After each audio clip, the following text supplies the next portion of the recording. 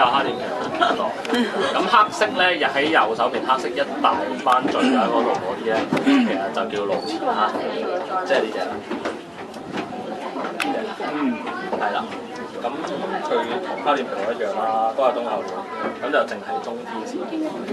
佢哋每年冬天就飛落嚟呢度。咁大概10月到嚟到啦，咁就一路 stay 到4月。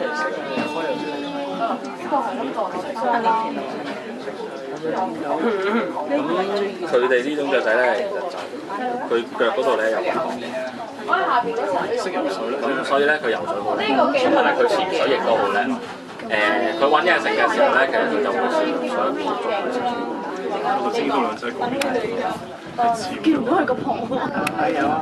係比較難睇到嘅，因為係難睇嘅。大隻，快睇上下。浸晒水。我喺想咁真實㗎嘛，踩緊落水。